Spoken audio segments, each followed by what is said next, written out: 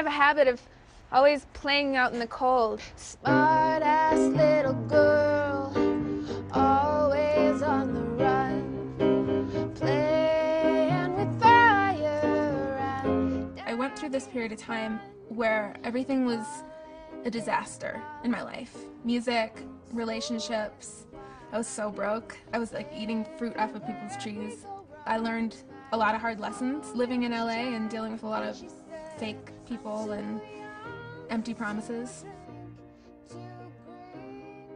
I dropped out of high school, moved out to LA by the time I was 17. Got a record deal with Machine Shop, part of Warner Brothers, through Linkin Park. Then I had a hit song out of nowhere, totally unexpected. I did a collaboration with Mike Shinoda called Where'd You Go? Where'd you go?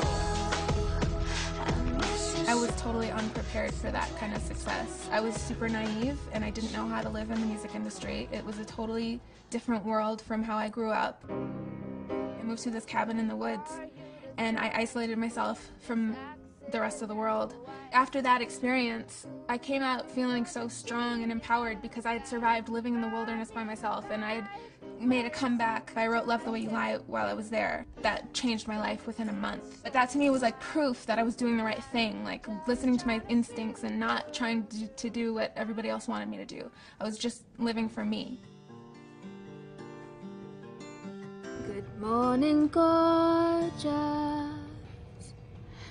I drove your truck in LA. It doesn't really matter where I am when I'm writing. I have to have a cup of tea. And I have to feel isolated, and sometimes headphones are all I need to feel isolated. You can hear what I was hearing. You keep Throw little effects on there. but you won't win this fight. You're just fucking yourself when you don't read the signs. So this is how I write all my music, basically. I have my laptop, I have a pair of headphones. I import a beat into GarageBand, and then I use GarageBand almost as a tape recorder and just lay down rough ideas. I started realizing, like, it's not always fun to be the girl who's like the music snob. I started opening my mind to simple chord structures and pop music. And then I realized how difficult it is to write a simple song that's really good and catchy. There's an art to that in itself.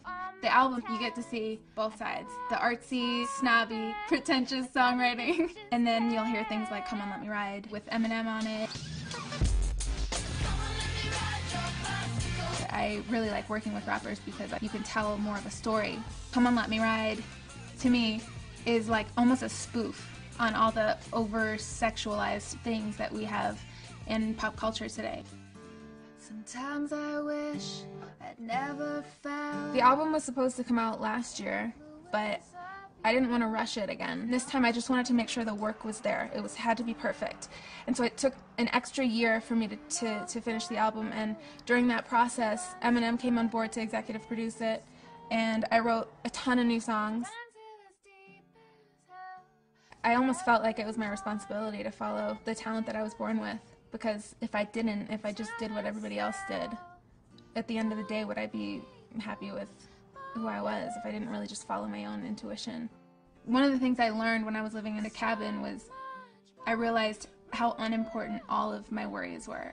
Like, they really don't mean anything. And I feel like I carry that with me. I have a deeper appreciation for things than a lot of people, and I feel grateful to have learned that. And I try to, like, give that information to other people through my music so that they can also be inspired and maybe help them get out of something that's a hard thing they're dealing with, you know?